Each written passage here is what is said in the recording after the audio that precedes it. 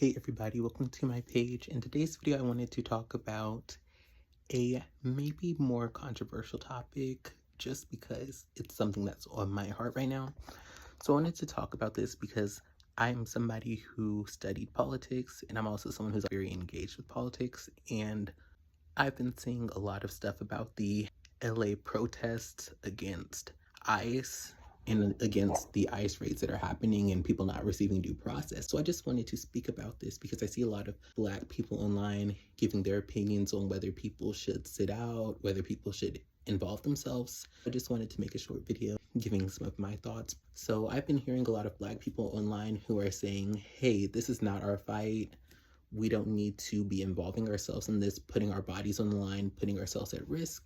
I would say on one hand, I definitely can see where these people are coming from because I do think that literally just having Black skin, just being somebody who has visibly Black features when it comes to some law enforcement, literally just having Black features. And this is not even just white officers or non-Black officers. Like there's also Black officers who profile their own people. So I will say I do think that being a Black person and protesting, you may be more of a target because within the white supremacy and racism of our country that this country has been built on, Black people have constantly been vilified and seen as violent and dangerous, even though people of other races commit plenty of crimes as well. So I will say I do think that it's not a bad idea for Black people to proceed with caution, like, hey, I may be more at risk, even if I'm doing the same thing as Becky's doing. Me doing it in the body that I occupy could result in more violence. We were protesting years ago and it's still going on. I would say for me,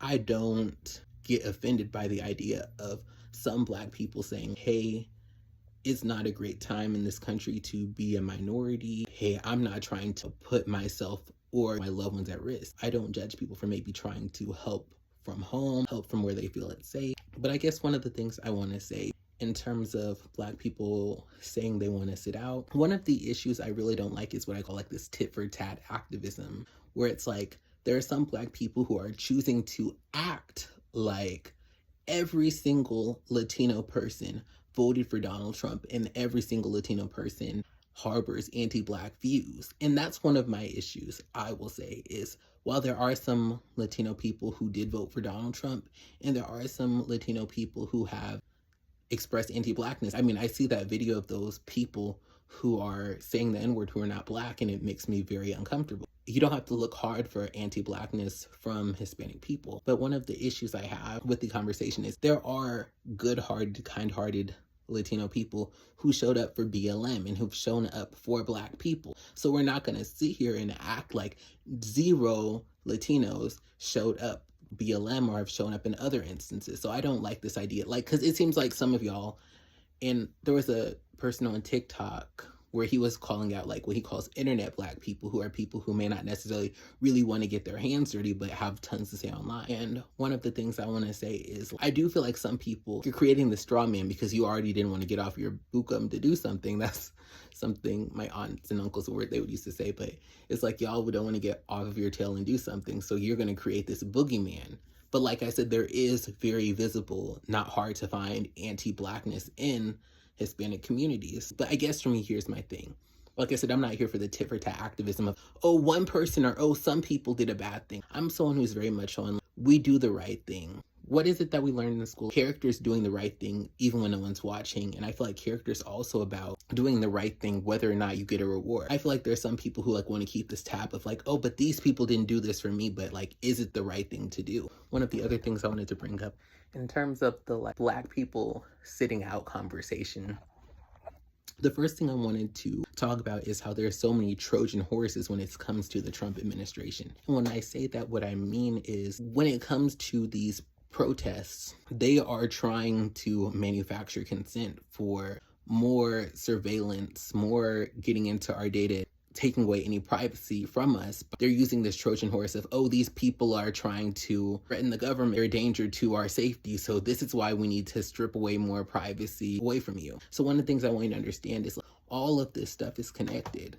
So it's like some of y'all think it's cute, y'all think it's funny, undocumented people are being taken away. It's like y'all don't realize that some of the stuff that the Trump administration is doing in relation to this is going to take away some of our rights, some of our freedom. That's what I want y'all to understand is like, I think sometimes people don't understand how connected these struggles are. And shout out to Sappy Saps, because I was watching her the other day and she was bringing up, and this is something I've seen, different people bring up, some of the ICE agents, they were literally shooting rubber bullets, but they were shooting at reporters, which is very similar to what's been happening with Israel and with soldiers literally shooting at reporters. So it's just like, we want to pretend like, oh, we're just United States citizens and the only thing we need to focus on is the things that directly impact us. And it's like, don't y'all see how the stuff that was being done over there, it's coming on our own shores, it's coming on our own soil. Like, this stuff is happening here. So I just want people to understand, if you are against fascism,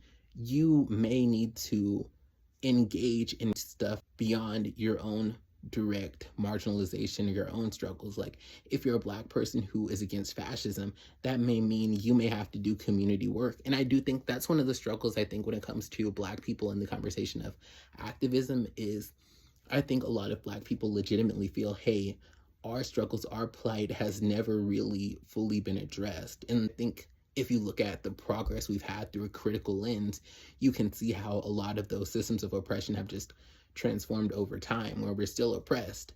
Even if we're not slaves anymore, there's still so many ways in which Black people are oppressed in this country. So I do feel like, I understand where some people feel like, hey, why am I helping these other people when like we've still got these struggles going on?